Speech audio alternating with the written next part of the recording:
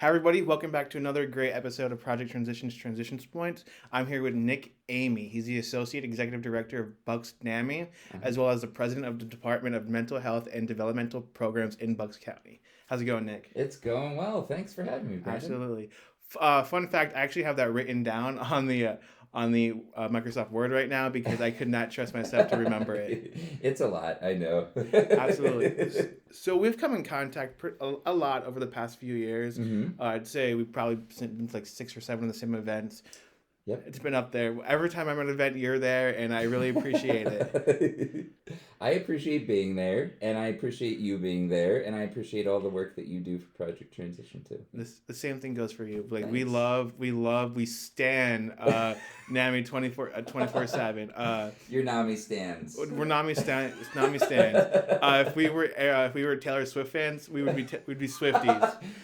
I have to figure out a name for our little Nami community. We have to come up with something. Like Namites or like termites maybe. I don't know. Because they're everywhere. Yeah.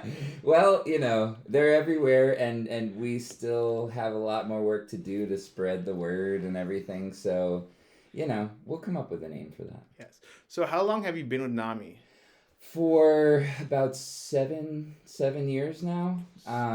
I'll be coming up on 8 years clean and sober. Amazing. And self-harm free and suicide attempt free in December. So that means I've been with Nami for about 7 years now. Wow.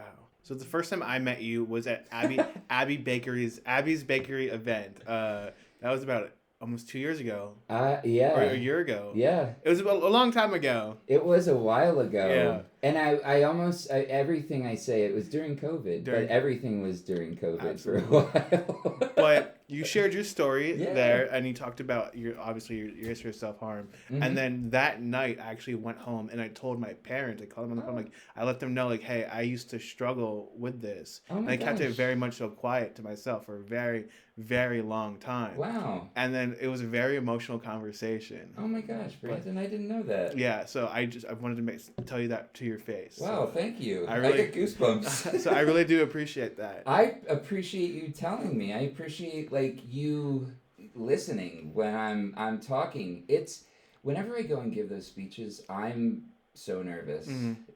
You carry yourself very well, by the way. Very well. I don't know. It's, you know what? It must just be an adaptation. That was a survival means of my survival is conducting myself well, even though there's turmoil inside.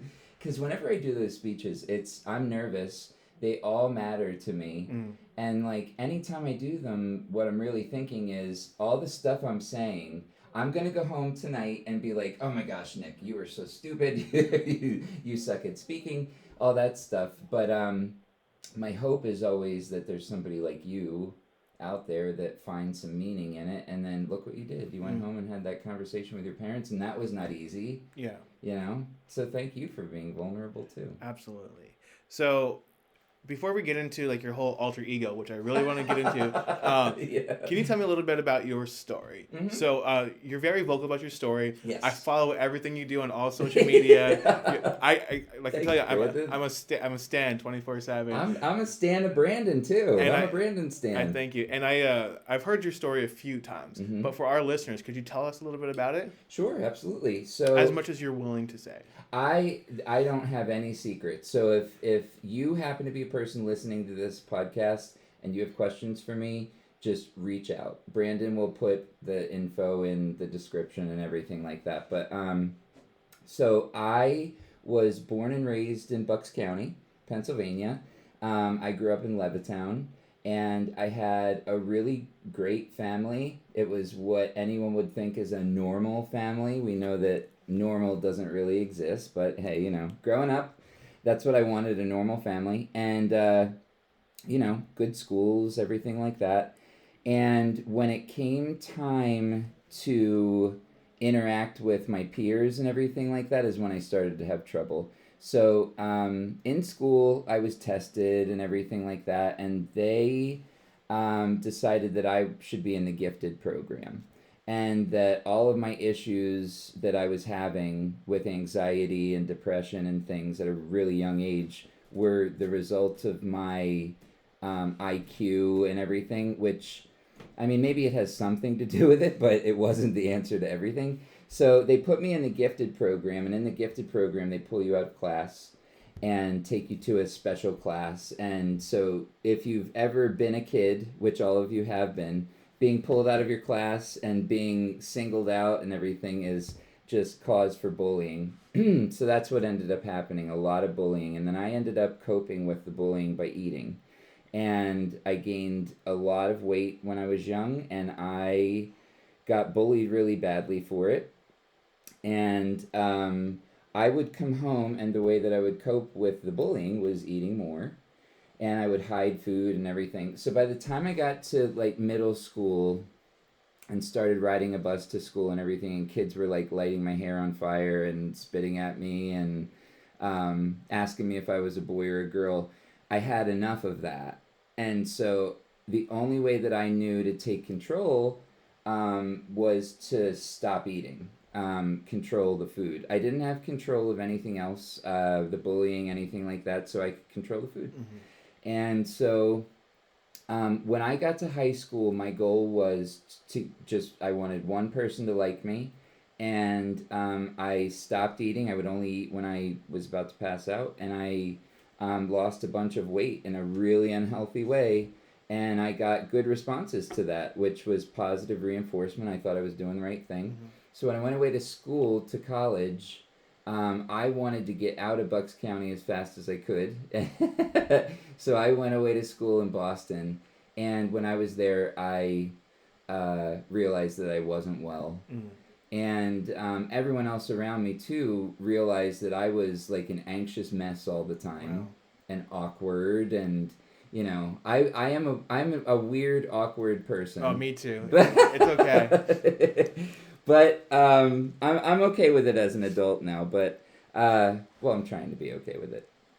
So I would go to parties and stuff at school, and people would notice how anxious I was, and they would give me things like pills and alcohol and all this stuff. And I was very anti-drugs and alcohol. And I did it anyway because I had a need for acceptance that was far greater than my rational mind. And so I was like, I know that this is bad, but I'm going to do it anyway. And the problem with drugs and alcohol, for me, that we never learned about in school when they tell you to just say no to drugs, is about how effective they were when you're young and you need acceptance to make you feel better temporarily. And I thought I fixed myself. And I woke up one day and I looked in the mirror and I thought, oh my gosh, I'm a drug addict. And I got through school, I graduated, I got a job, everything was you know, pretty decent from, you know, outward appearances, but I was not okay. And so I took this really big job and I made a lot of money and everything, and everybody thought I was okay and successful. And really, I had this raging drug problem and with pills. And I was in New York City one day, and I was tired, and I felt like I was losing my mind, and I called my mom, and she said to come home. So I went home to Levittown, and she put me to bed, and I woke up in the morning, and I, you know, felt a little bit better. And my mom made a noise, and I went out to check on her, and she didn't answer me. And when I saw her, she was face down on the ground, and she had knocked her teeth out, and I had given her CPR, and she started breathing again, but she never woke up. And when they took her to the hospital and flew her to a hospital in the city, they told us that she had had a brain aneurysm. And that we should have hope and everything. And they sent us home, and they did all these surgeries. And the next time I saw my mom, she had a piece of her skull taken out, and it just wasn't my mom. Her head was shaved. And I grabbed her hand and I said, "Mom, it's Nikki," you know, to get her to say anything back to me.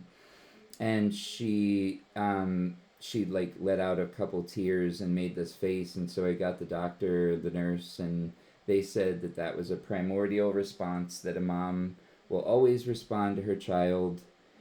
And it ruined me. Mm-hmm. It wrecked me. I was wrecked.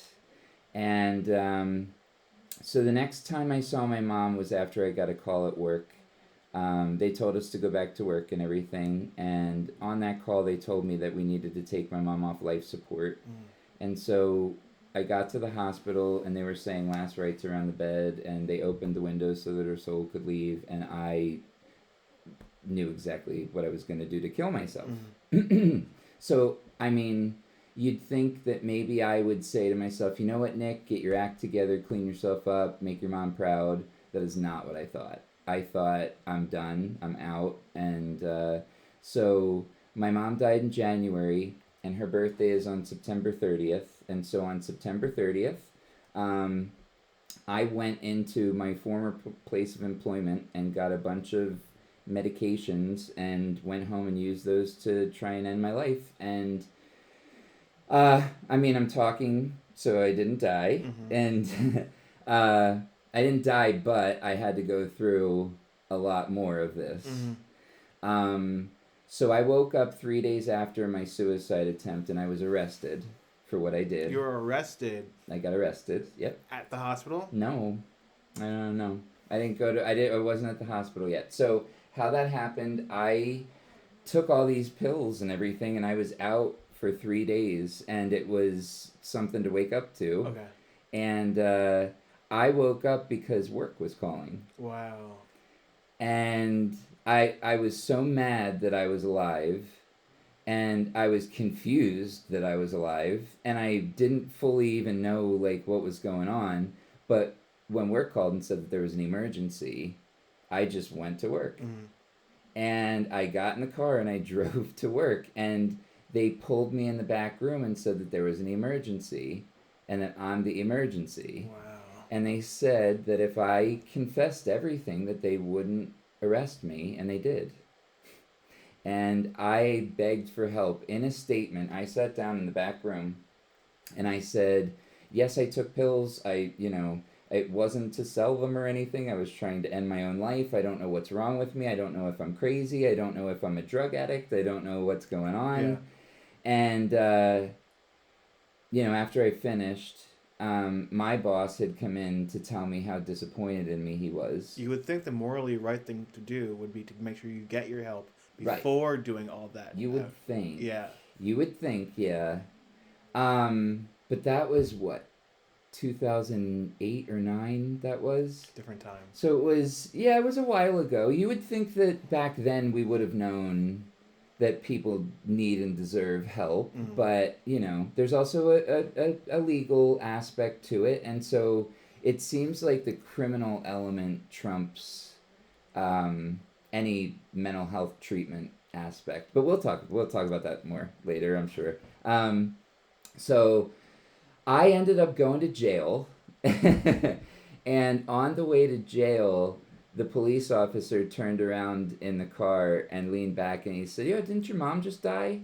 And I said, "Yeah." And he goes, "Oh, you think she'd be proud of what you just did?" It was that, That's a heavy hit. You can't undo that. And obviously it's 2023, and that was let's just say it was 2009. So it's a while, and I will never forget that. Yeah. Never forget it. So I ended up being court ordered to treatment, finally. And I didn't go to treatment until I think it was in November probably. So it was a couple months after.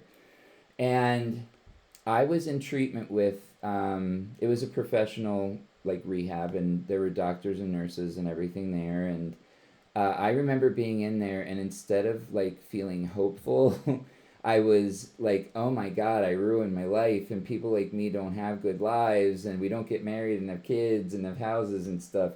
And so when I left that treatment facility, I came home and tried to kill myself again.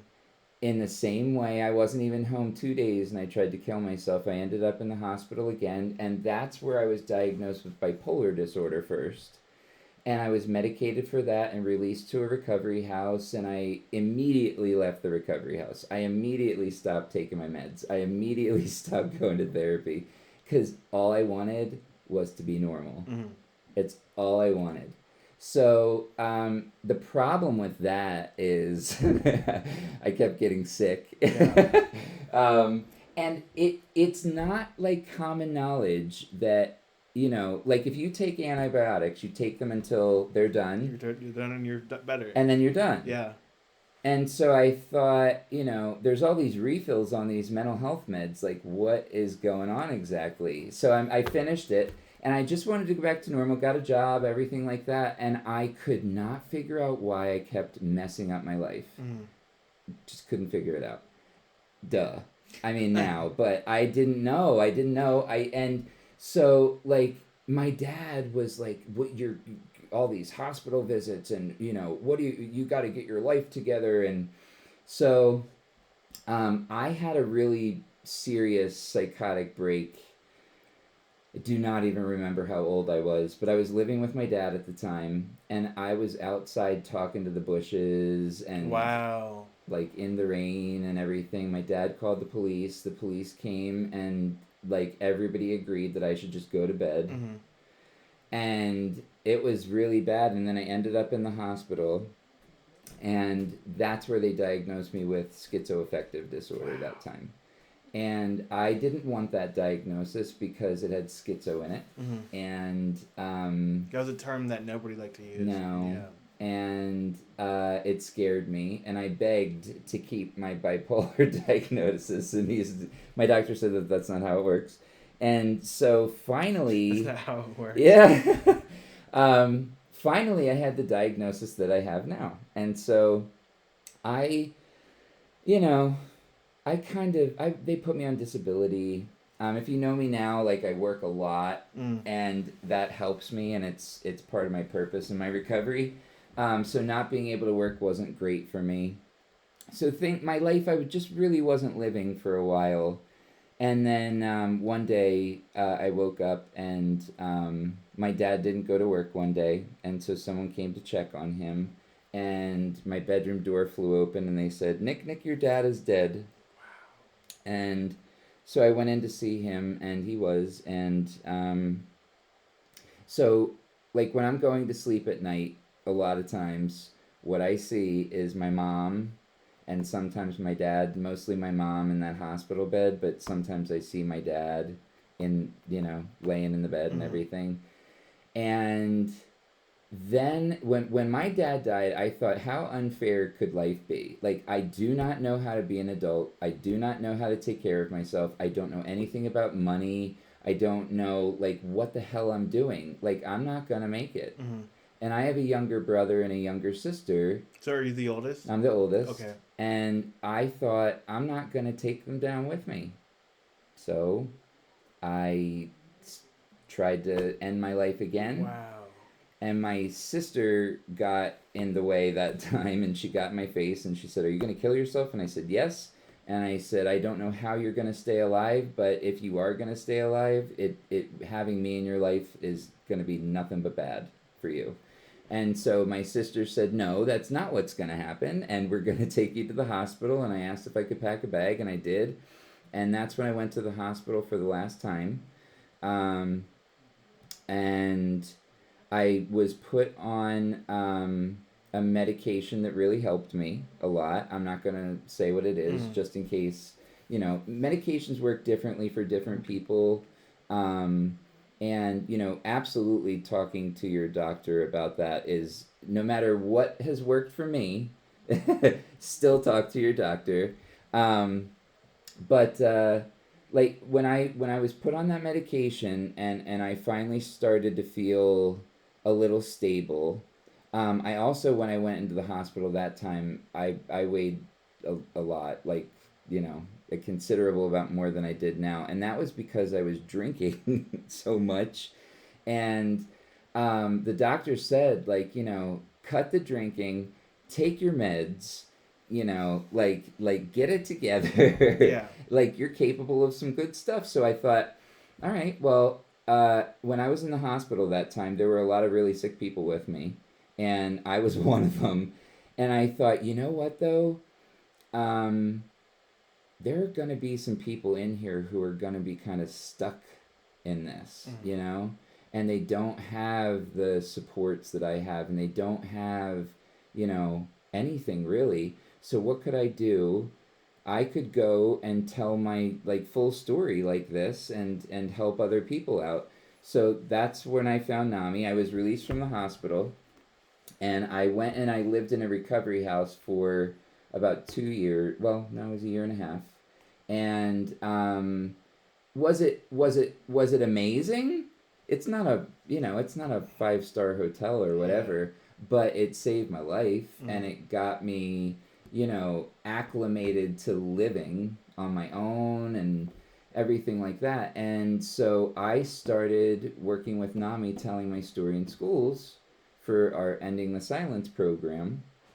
And every time I was so scared, I was really scared. But every time I told my story to those kids and they didn't make fun of me or anything, it took a little bit of my shame away about all the stuff that I'd been through. So I thought, all right, I'm doing the right thing. So then, long story short, with Nami, when I started, we had like 4 or 5 support groups. Now we have over 100 a month.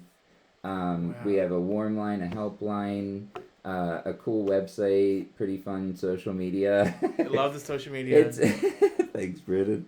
But I do that stuff, and a lot of what I do for Nami with the graphics and the website and the social media and everything, that's because if you're listening and you live with a mental illness, we deserve nice things. Absolutely. We deserve cool things. We deserve things that are pretty and like all of our brochures and everything and our website it's nice looking. And we deserve that.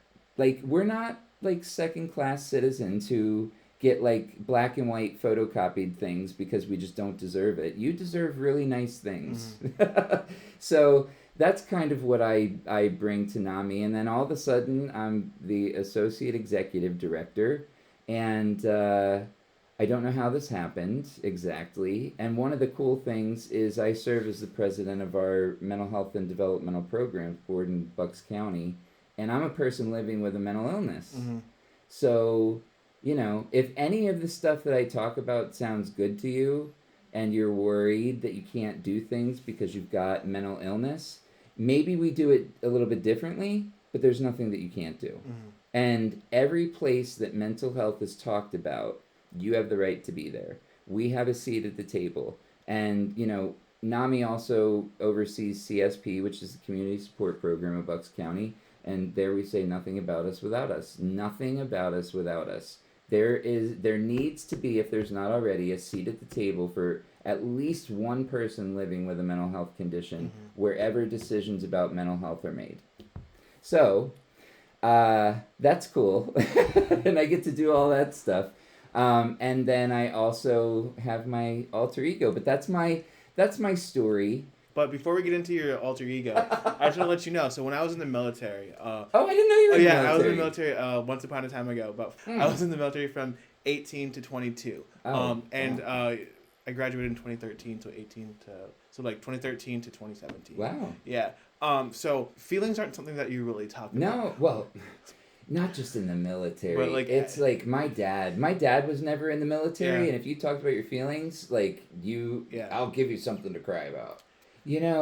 Veterans and military, I wish there was more of an embedded culture of mental health there, because that I was never in any kind of service. What that's like psychologically, to, even if you're not active duty, to be involved in organizations that are charged with defending this country, and all the responsibility that comes with that, and the culture surrounding it, like this tough, it's not healthy. No, it's not. So, it's not healthy, even if you're one of those people that believes that, young people are snowflakes and all that stuff, and we talk so much about our feelings and we're soft, things like that. Listen, you know what?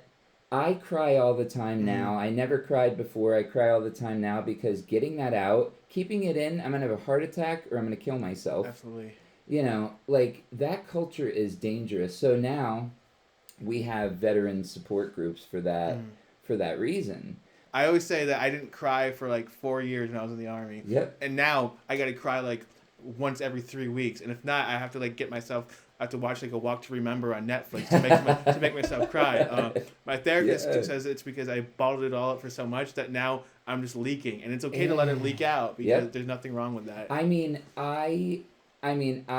take a medication that's an antidepressant that kind of affects my ability to cry a little bit lately, but going through the pandemic, I needed a different antidepressant. Yes. But but it's like I'm so grateful that I get to do this work and stuff. Sometimes that just makes me cry. Yes. Period. And so, like, if I'm up on stage and giving a speech and I'm talking about that and I start to cry and I think, well, people think I'm a weirdo, but nah, that's really not. And you know what? Maybe some people do, and whatever. For those who like that sort of thing, that is the sort of thing they like. But for me, I like crying and getting that stuff out and being kind of an example that is helpful, not harmful, and that I'm a man and it doesn't make me any less of a man to cry. Yeah. That's where I'm headed. The pandemic really taught me a lot about my mental health personally. Yeah. And I never cried more in my entire life than I did during that initial blast of like lockdown and COVID. That was rough. But I found out a lot about myself, mental health wise. Yeah. Good. We found out a lot about mental health in general during the pandemic. We found out a lot about Nami. We found out how much we could possibly work, how many hours we could possibly work in a day, through the pandemic. And I don't think any of us really took a bunch of days off during the pandemic. No. We needed a break afterward, but that was difficult for everybody. Yeah. And we have collective trauma from that. We all went through it together, and it was super unpleasant. And now the world, is going to be a bit different here on out. And one of the good ways it's going to be different is that we include mental health and we understand the importance of it. Yeah.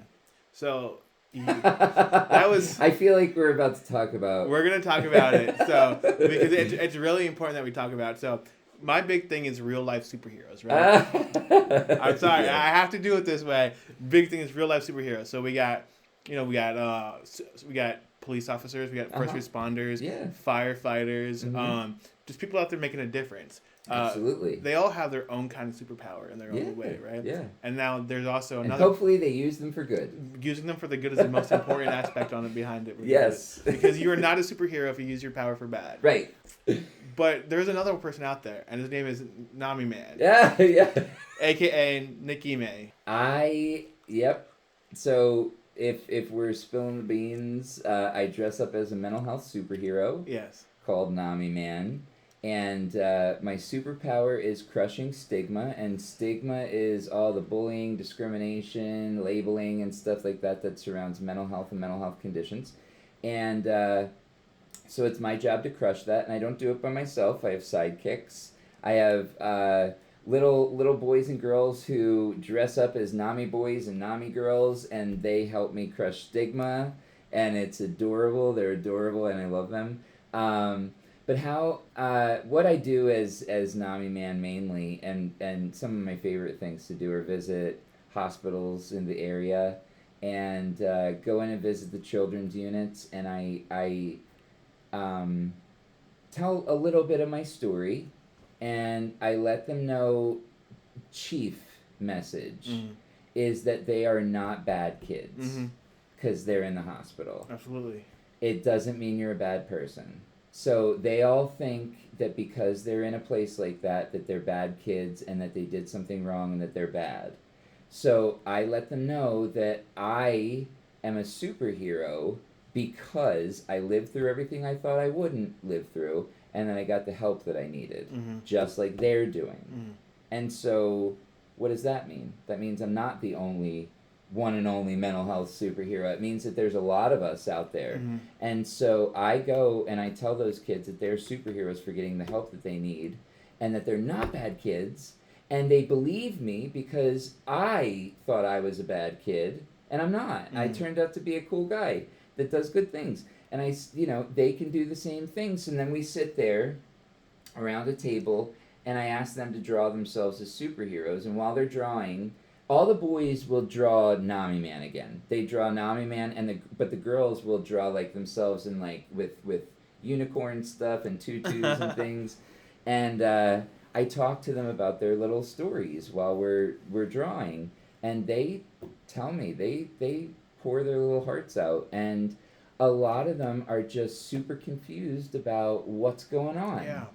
And like if I'm 40 years old now, and if I can get confused about my mental health, imagine a little kid. So, we try to clear some things up for them, and hopefully they remember me when they leave and go back out into the community and remember the primary message that I want them to remember is that they're not bad kids. Yeah.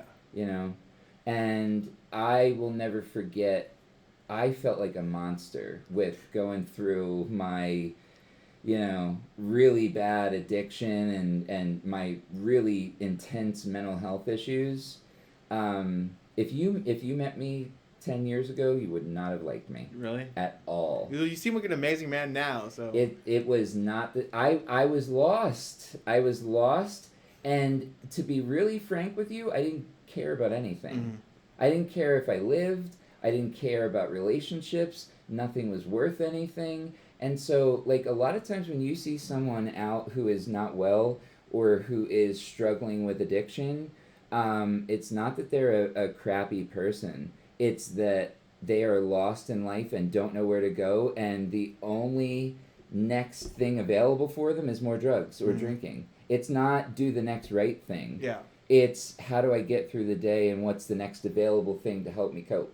Yeah. So it's like at Holy Family University, you had the amazing pleasure to speak in front of all Yeah. of us, which was absolutely amazing. That was awesome. And then after you, we had Brandon Novak, right? Yeah. Huge advocate for the mental health and recovery community as well. Yep. And he shared his story about how if we saw him on. I used to know him as Nudie Novak growing up on Viva La Bam and all that, right? Yep. I had posters of him and Bam on my wall. Yeah.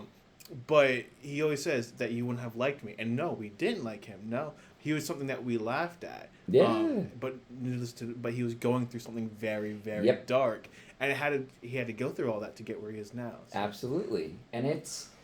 And that's why I just interject, but that's why you guys had a very similar story. Oh yeah. You just kind of switched up a little bit. Yeah, absolutely. We do have a pretty similar story. The actual drugs we did were different. Yeah. But it's a very similar story.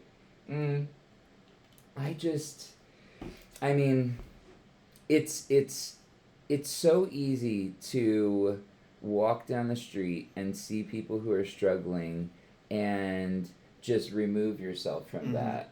But what is really going on is something with that person that you're removing yourself from or ignoring or laughing at or whatever. That could be happening in your family. Absolutely. It's mental illness. It's a 1 in 4 thing. So that's a lot of people, and a lot of people are walking around with this, and you'd never know, and they might not even know. Yeah. But kindness goes a long way. So that's another thing Nami Man is about is. Kindness and compassion and vulnerability and all those good things, getting people to start a conversation about mental health.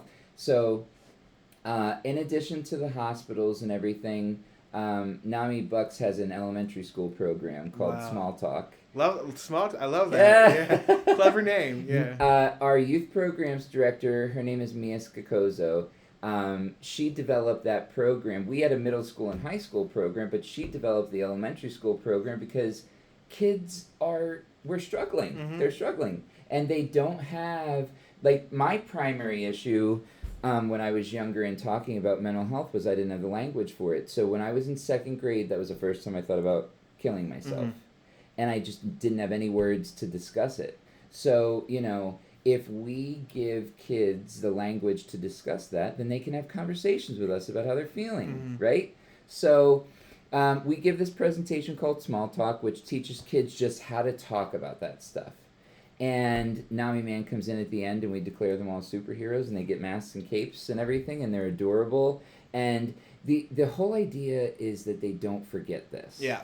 Don't forget this. You know, you're going to come across a lot of people who think that talking about your feelings is soft and everything, like we said before. It's not.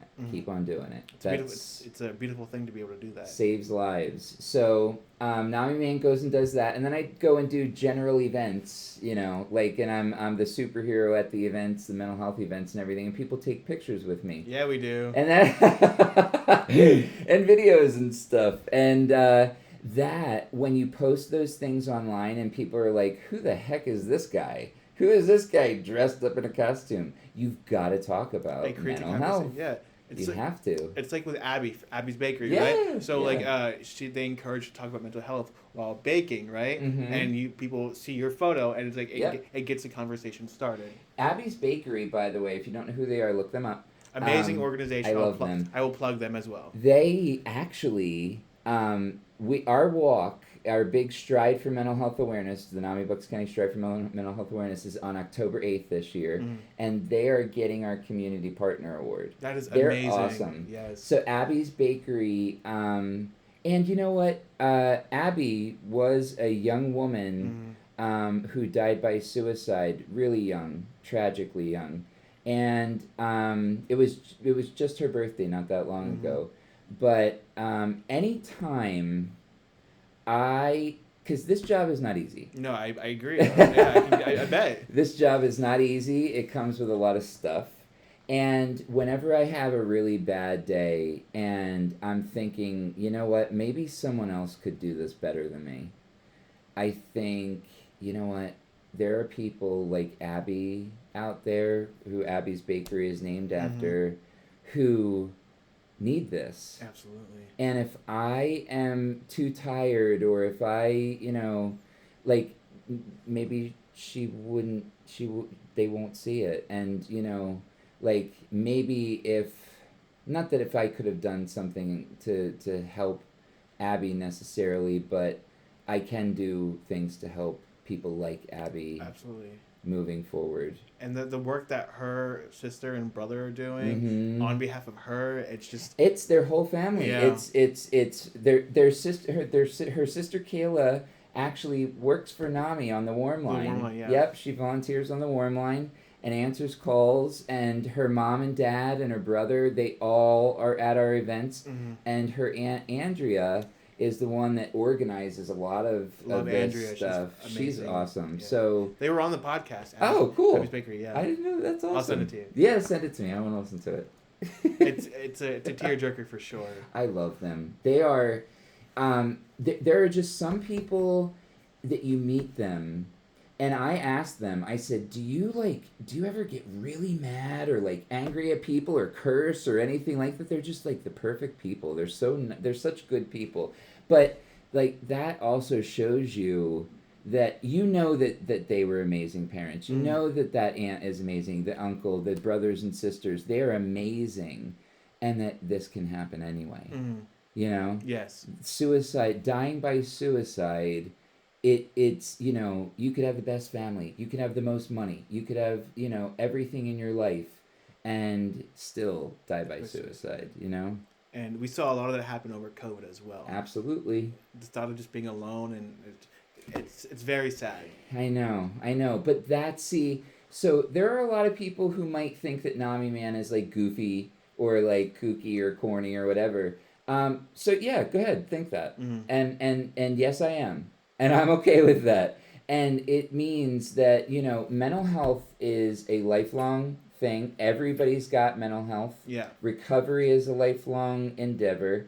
And if we are so serious about this all the time and don't allow any room for, you know, humor or anything like that, it's going to be a rough journey, recovery. Absolutely. So bring some fun into it. Invite Nami Man to your next party. I challenge anybody that says that you're goofy or you're Nami Man is goofy to suit up and go in front of you do that. bunch of people and then pour their heart out for everybody. Because listen, I could never. So I give you huge props for that. Yes, you could do it. Okay. You could. Yes, you could.